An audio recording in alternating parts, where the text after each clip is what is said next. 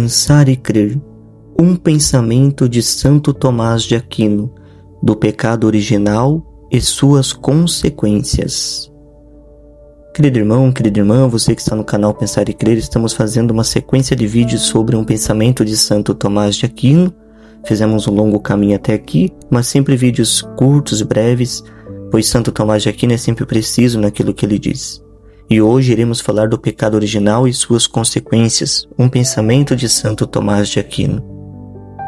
E diz assim Santo Tomás de Aquino: no estado primitivo, estado primeiro, no Éden, em que Deus criou o homem, não existia concupiscência.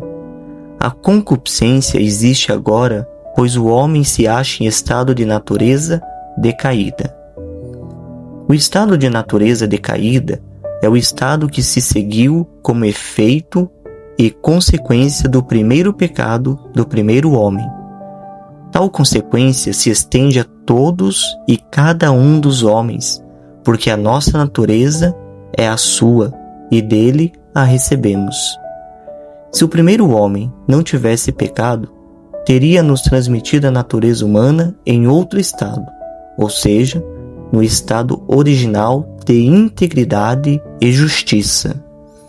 No entanto, o estado em que atualmente o recebemos é no estado de pecado, já que a recebemos como ficou após a consequência do pecado realizado pelo primeiro homem.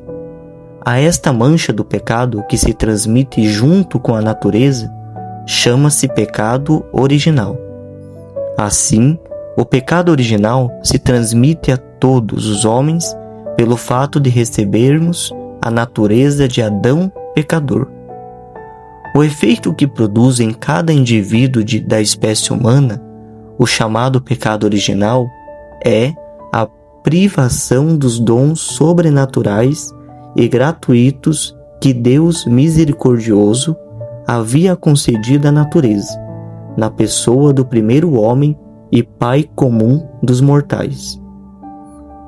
Os dons que nos privou o pecado original foram, em primeiro lugar, a graça santificante, com as virtudes sobrenaturais infusas e os dons do Espírito Santo. Além disso, o privilégio da integridade vinculado aos dons sobrenaturais. O privilégio da integridade gerava o efeito da subordinação perfeita dos sentidos à razão e do corpo à alma. Os bens adquiridos por tal subordinação era que as faculdades afetivas não podiam experimentar nenhum movimento desordenado e que o corpo fosse impassível ou imortal. Assim, a morte e as outras misérias corporais são efeitos próprios do pecado. Os efeitos do pecado na alma chamam-se feridas. São elas: ignorância, malícia, fragilidade e concupiscência. A ignorância é a condição a que ficou reduzida a inteligência quando perdeu a disposição infalível para a verdade, como a possuía no estado de integridade. A malícia é a condição a que ficou reduzida a vontade, desapossada da disposição infalível para o bem, que tinha no estado de justiça original. A fragilidade é a condição a que ficou reduzida a parte afetiva sensível, destituída da ordem connatural para com tudo o que é mal ou difícil, a que ela possuía no estado de integridade original. A concupiscência é a condição a que se reduz a parte afetiva sensível quando sacudiu a autoridade que no estado de inocência a mantinha nos limites do prazer sensível, moderado pela razão. Essas 4 feridas são efeitos do pecado original. No entanto, os nossos pecados pessoais e os dos nossos antecedentes, antepassados, podem agravá-lo. Dentre os pecados pessoais, existem alguns que possuem a propriedade de produzir as disposições e inclinações especiais para cometer outros novos pecados.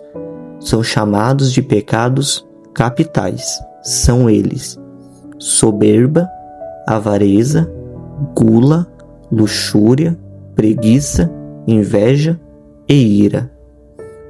Entretanto, apesar de todos estes motivos de pecado, herdados de nosso primeiro progenitor, Adão, e ascendentes antepassados, devemos sustentar que o homem é livre quando executa atos morais e que jamais peca por necessidade. Nada justifica o ato de pecar. As ditas causas do pecado poderiam destruir a liberdade humana, se e somente se o privasse do uso da razão. Logo, enquanto o homem conserva o uso da razão, é livre e depende dele evitar ou não o pecado. Querido irmão, querida irmã, olha que profundidade da explicação sobre o pecado original e as suas consequências. Que nós possamos talvez ouvir novamente, repetir a ouvir para entender profundamente o que Santo Tomás de Aquino está nos auxiliando. Mas algo fica para nós, que o homem é livre e dependente de evitar ou não o pecado. Se você gostou desse vídeo, peço que se inscreva no canal, ative o sininho e deixe seu like. E compartilhe com outras pessoas, para que outros possam também ouvir um pensamento de Santo Tomás de Aquino. No próximo pensamento, iremos falar sobre a distinção da gravidade dos pecados mortais e veniais e de seus correspondentes castigos.